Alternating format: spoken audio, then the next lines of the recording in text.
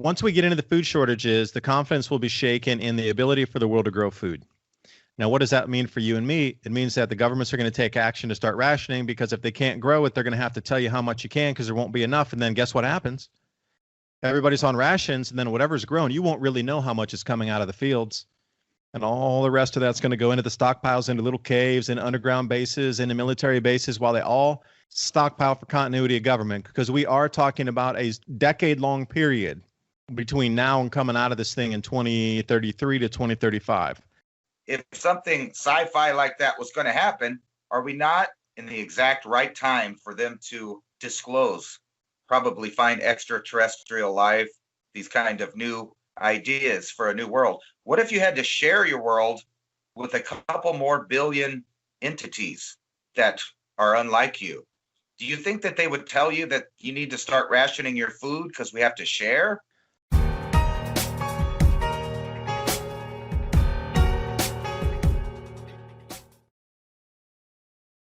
Adapt 2030 Mini Ice Age Conversations covers changes in our climate due to a new and intensifying grand solar minimum. In the media, overlooking, downplaying, or burying cold weather changes occurring on our planet.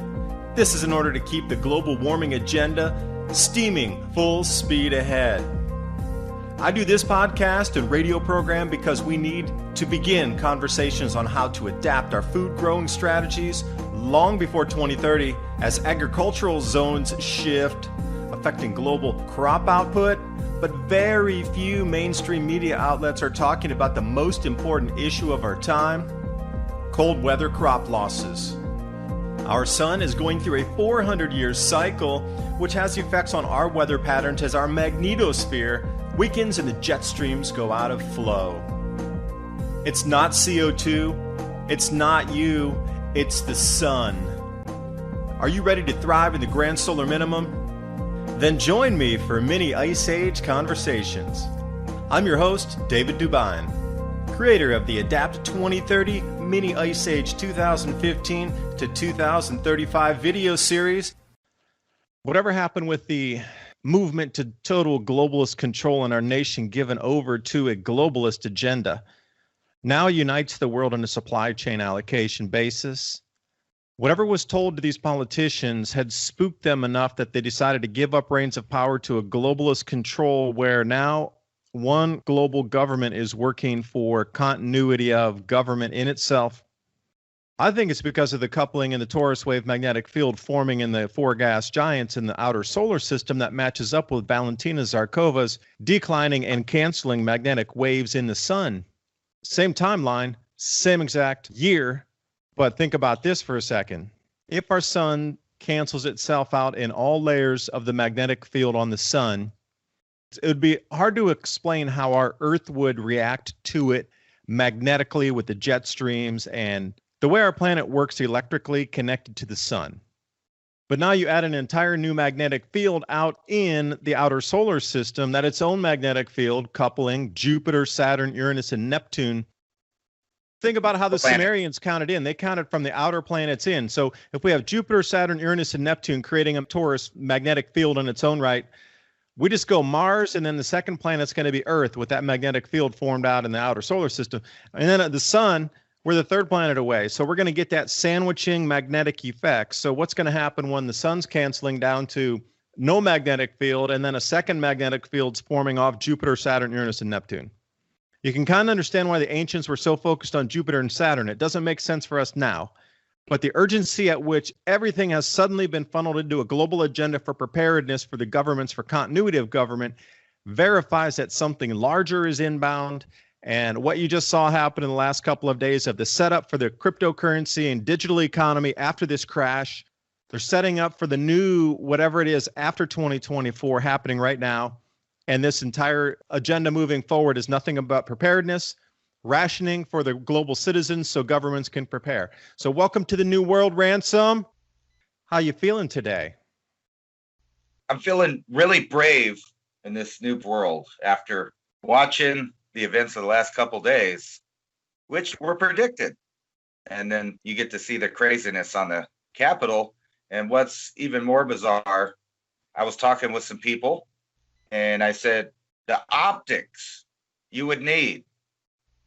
It makes you almost forget the entire summer. That was the summer of love, baby. That was the summer of love. What do you mean? That was 1000% sarcasm, babies. Yeah. Yeah, you got to come into it with a positive. But what it did for me was more validate that the incoming solar magnetic field declines and collapse along with these earth changes that we're seeing is definitely so far in play and so far in swing that it validated the urgency of an uptick to get a global agenda far more than an individual nation, that those politicians are willing to sacrifice our nation to get onto a global agenda to get supply chains moving for continuity of government and perhaps saving of the species in their own warped minds. That's what it validated for me, at least. Yeah, I would agree with that. And also, did you notice in one day we went back to 2016, where wanting sovereignty where you live, wherever that is, was somehow a bad thing? That's a simple message they were sending out there. And I think you're right. They have everybody now, more than ever, in complete confusion about the future. And you know what they're not doing right now? Growing food. They may be prepping, but it ain't going to be for sustained living. It's going to be for the short term. That's the wrong road to go down, in my opinion. Yeah, I would agree. You know, with all these changes that are coming in, and I am going to already make a bold prediction for 2021, year of the landslide. And you might say, David, what are you ever talking about here with ransom? Year of the landslide. So what we're starting to see is now, since Jupiter and Saturn have crossed the magic magnetic line, so these four gas giants are going to start lining up in earnest now into their configuration over the next 3 years. So they're not going to uncouple magnetically. What is going to happen is each individual day, they're going to get stronger magnetically, coupling into its own magnetic field out there in the outer solar system. Now, as our Earth gets tugged a little bit, it's called an ellipsoid. It's not a perfect sphere. And then it's going to get tugged even further out. And the first thing that's going to crack and break is the mountain stability. The things that are holding soil and rock in place, if those, they're fine at a perfect sphere, but bend a sphere out, you're going to start to see cracks. It's almost like if you have plaster on an object, and any of you ever done any house repair, you know, sometimes you have plaster on a piece of paper or cardboard, and then it dries and solidifies. As soon as you even bend that the slightest bit, that plaster cracks. Well, this is what's happening with the shear lines in the mountains right now, is the more our Earth is becoming an ellipsoid, and it's going to take several years for this to occur. It's not going to be in a single day. What you're going to find is a lot of these fracture points are starting to happen across mountain ranges and mountains. Norway, New Zealand, Madagascar, and there's been a few others around so far that have had landslides in the last couple of days. The volcanic eruptions, obviously, that's part of it. That's an uptick. But you're going to want to focus on where all these landslides are occurring, because that's a validation that the Earth is stretching in an ellipsoid, and these fracture cracks are now cracking to the point where the mountains aren't going to hold. And, you know, you got to think about the Earth's crust is 300 miles deep. So even if you're tugging and effects only happen in the first top mile of the crust, this is where a lot of this stuff is actions happening right now. So year of the landslide, and making a bold call right now. We're going to have hundreds and hundreds of high-profile landslides through 2021. And if it is, oh my, when the blue star Kachina comes around in 2022, you are going to think the world's ending. Yeah. And I think your prediction's already right, because the end of 2020 ended in a landslide, and they covered it up. You think they might cover up a bunch of unstable areas where people live and not tell them that literally there's going to be gravity from our solar system pulling really strong in one direction? Only the two smallest planets on the other side of the sun in that time period you're talking about. It is pretty bizarre. I think that's what's happening to everybody's brains too. It's kind of getting the gravity, the stress lines are pulling on it. Yeah, and I wonder how much volcanic ash protection those things would give as well. I had a good discussion today with somebody, and we were talking about with Merapi erupting right now and evacuations happening, and there's a couple other volcanic eruptions happening right along the equator. If, just like in the Maunder minimum and other steps back in grand solar minimums, if there's enough ash in the air, it would take about maybe 3 to 5 years for it to come out. But at that point, if you don't have a greenhouse to cover your vegetables or your food or your plants or your fruit or your animals inside there, they're going to get all dusted as well. But between you and your house and going into the greenhouse or a protected area where you're farming, you're going to be outside. Volcanic particles and aerosol particles coming in with volcanic ash and dust in there. I mean, would those blue masks really protect you? Because you are, in a realistic fashion, going to have to walk from your house out to where the animals are. You're going to be breathing that stuff in as well. And they find a lot of problems through history of people breathing volcanic ash, not only the sulfur dioxide, which is one of the main things, but the actual physical dust particles too.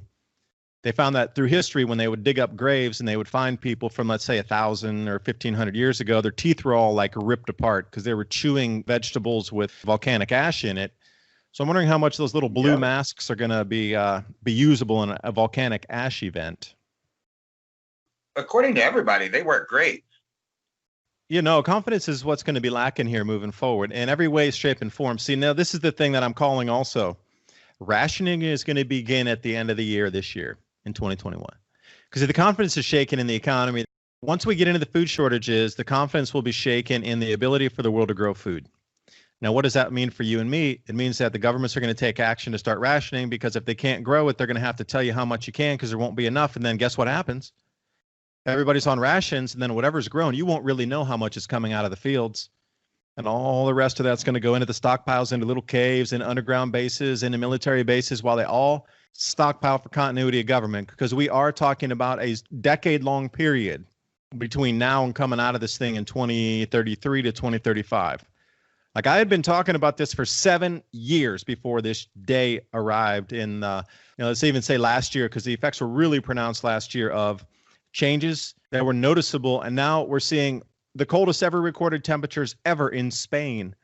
You know, and I was reading this article here. They're saying, hey, are we going back to a little ice age? Because look at Spain, because they go back to these lithographs in like 1715. And they take a look around Marseille and these other places where they had extreme cold events, especially in the early 1600s. They're like, we were next to fires with fur coats on and our wine bottles froze next to the fire, kind of cold. And they're saying, hey, wait a second, 34 degrees below 0 Celsius in Spain was the temperature.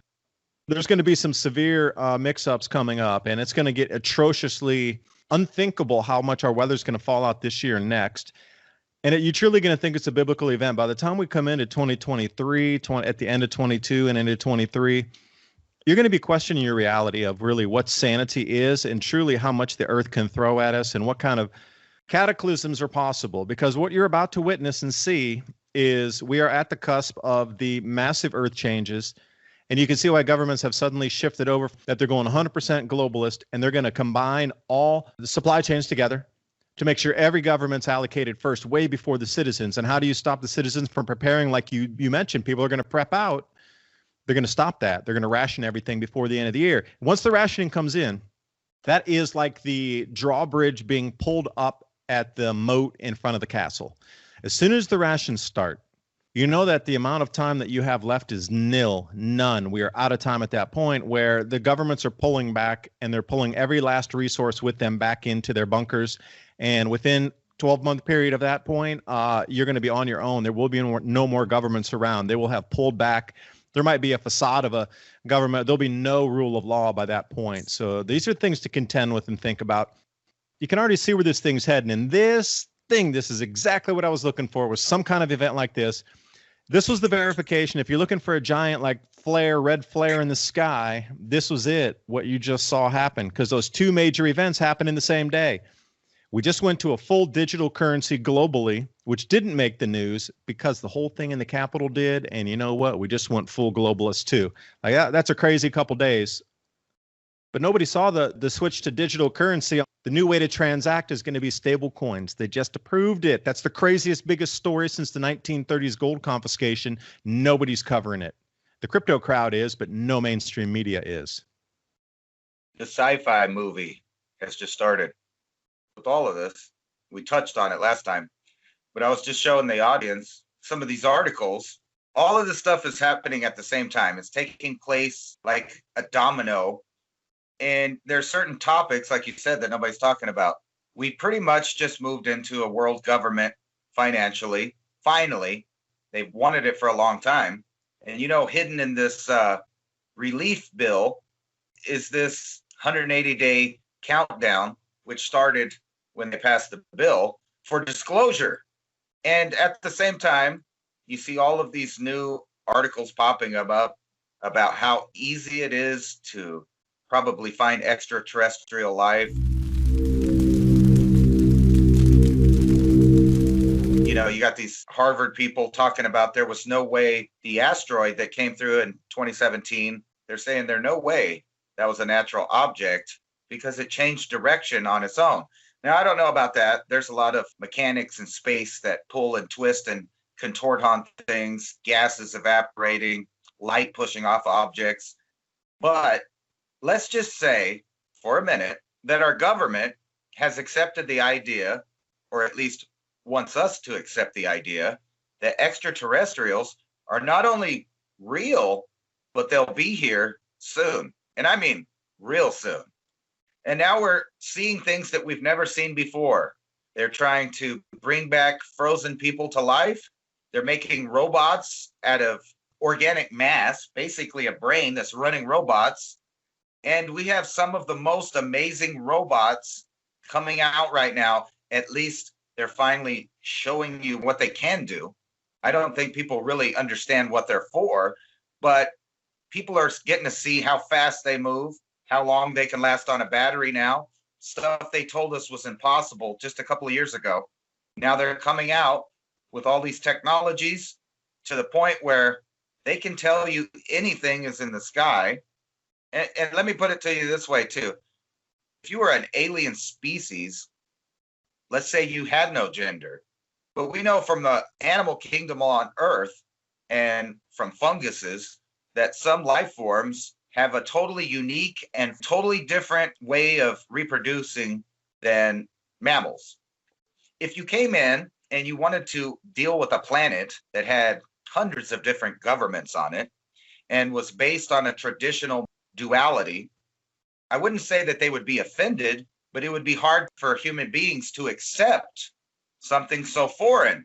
So if you were the powers to be on Earth, what would you do? You would incrementally get people used to these ideas that are not natural to biology on Earth in the mammal kingdom, so that maybe we'd be a little more acceptant of an entity of some kind or another, whether it be technological or biological.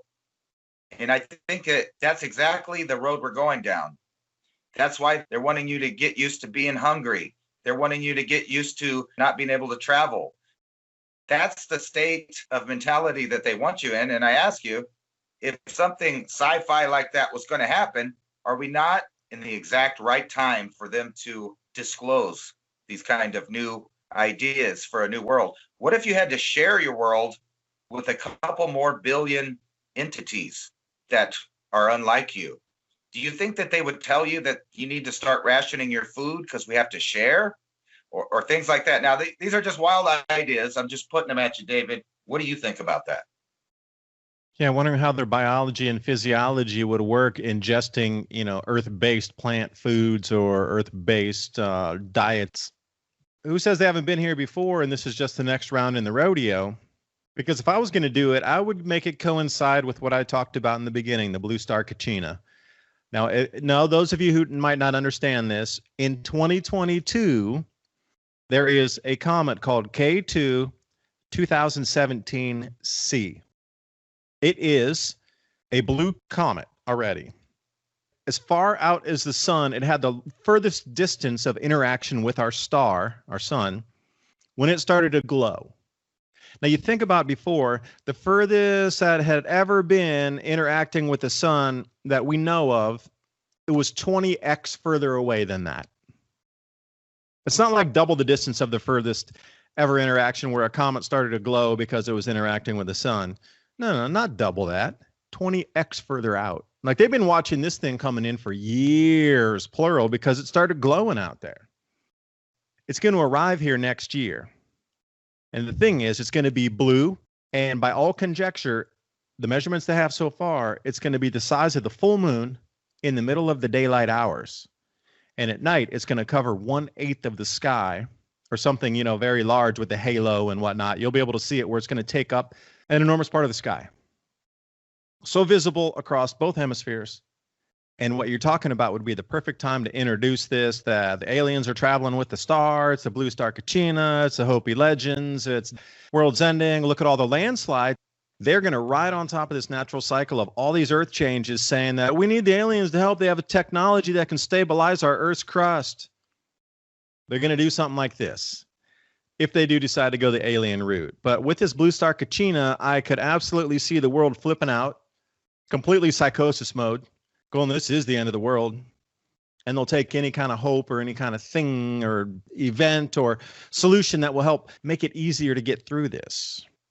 So what do you think that would be? I think you're touching on something I haven't really thought about before. It's ironic, too, that this thing's going to be back here around Earth, and it'll be at the same time. It'll be at the winter solstice. Yeah, I was just showing them the orbit there. So it'll come right by Earth, December 21st, 2022.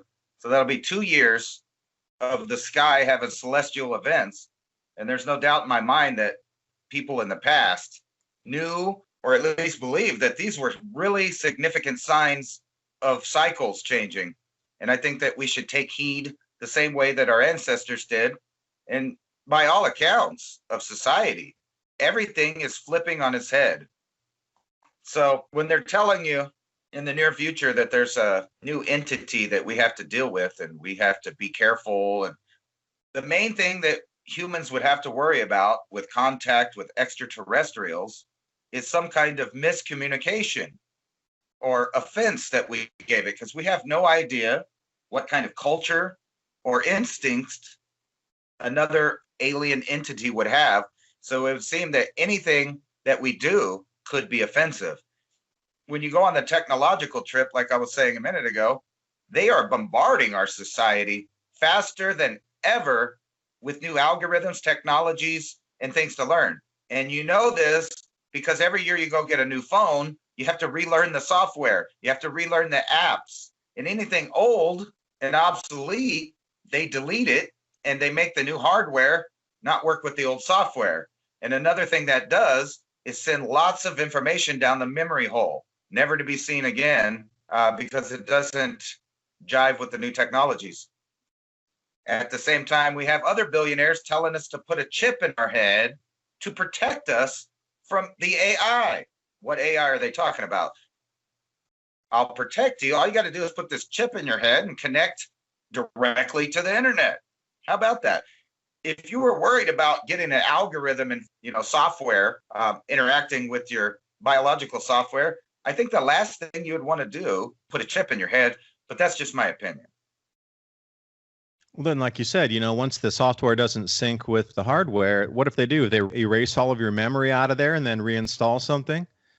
So you're going to lose all your memories up to this point because the new hardware doesn't sync with the software, and okay, we got to just go reboot the entire thing back to zero? Maybe I didn't talk about it right. The memory that I'm talking about is not the memory on your phone and the old apps. The memory is your genetic memory. You know how all these people talk about accessing the Akashic record and previous lives, et cetera, et cetera, et cetera. But what they're really talking about is genetic memory, because genes hold the most complex information of anything we've ever discovered. You can put more information in genes than anything else, and they'll last millions of years, this information. Now, do you think it's really a good idea to go in there and start moving around components of the original software from the manufacturer? On top of that, if there was a new species on Earth, do you think we might need to alter our food and our water so that they could also eat it? Maybe, make some genetically modified organisms that sit better with their palate? And also the atmosphere too. Perhaps there was too much oxygen in the atmosphere, but they needed a higher balance of some other particulates. And you notice factories, and I never understood this. This is the thing that really has been getting to me for the last few years.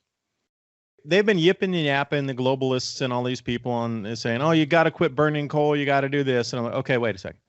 You had Nikola Tesla with all these magnetic motor inventions that I've seen firsthand in Zagreb in Croatia. You've had those since the early 1900s, but nobody wanted to go magnetic motor. Nobody wanted to go that direction for power generation using Earth's magnetic field. They all wanted to burn things for the last couple hundred years. And now suddenly last year, oh, we got to stop burning stuff. Well, wait a second. Why didn't you introduce magnetic motors 5 or 10 years ago so we could get on no, still got to do it this way. Still got to buy centralized. No, we got to go nuclear. Oh, we got to do this. It's almost as if we're being terraformed here too, with the atmospheres being changed chemically for something else to breathe it, because you notice there's more stuff in the air. For the human, for us, like the indigenous human on the planet, the atmosphere is going the wrong direction. But something new that's coming in that needs to terraform to get a new atmosphere installed seems that they've been working with the same people for the last couple hundred years.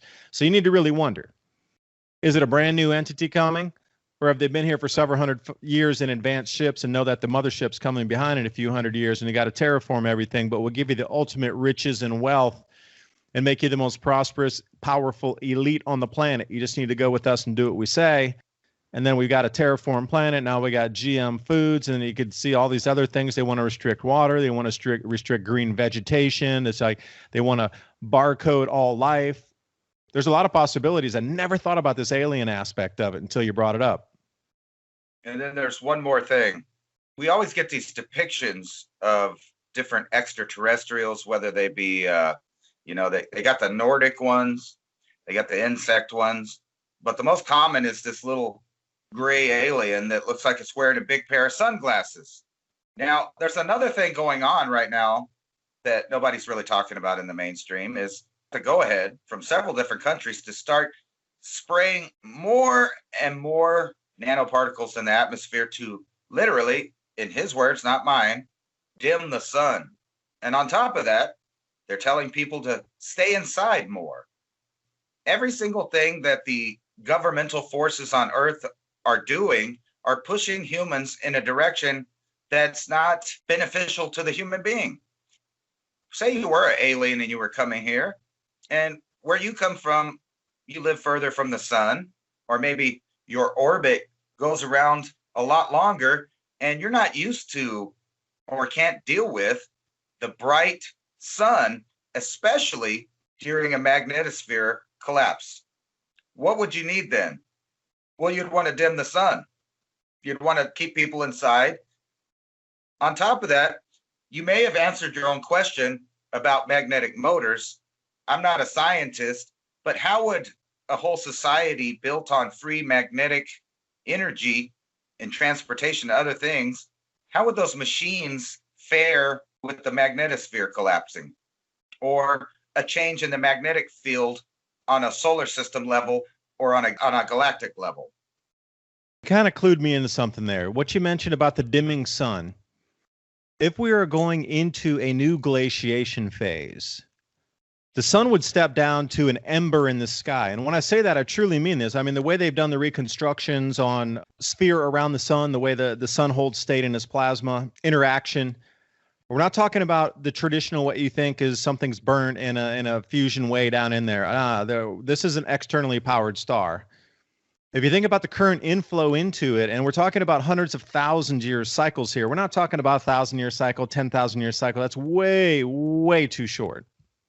You got to realize the Earth's natural state 90% of the time is in a glaciation state, meaning a way reduced, incredibly reduced solar output state where the sun in the sky would literally look like a coal ember up there. So maybe these things that you're talking about need to leave the Earth for 10,000 years because it's too bright, the sunshine, the magnetic field's too strong. There's a lot of things going on. But we only get this interglacial phase, the switch between the two, 90,000 years of ice, 10,000 years of warmth. 90,000 years of ice, 10,000 years of warmth. So if you're an advanced society and you understand the cycles of our Earth, you say, all right, these 10,000 years are uninhabitable with the big eyes or whatever you want to talk about. Step forward into the 90,000 years. And you wonder why they wouldn't come down and wipe everybody out. Like you see all these space movies where they have the lasers and like Day After Tomorrow, or no, it wasn't Day After, it was Independence Day, and all these others where they just come down and they wipe everything out with their advanced technology. It makes no sense why they would try to have to do all these little hop, skip things, to get us to, maybe it's all to transform the atmosphere for them. So when they get here, they're perfectly in sync.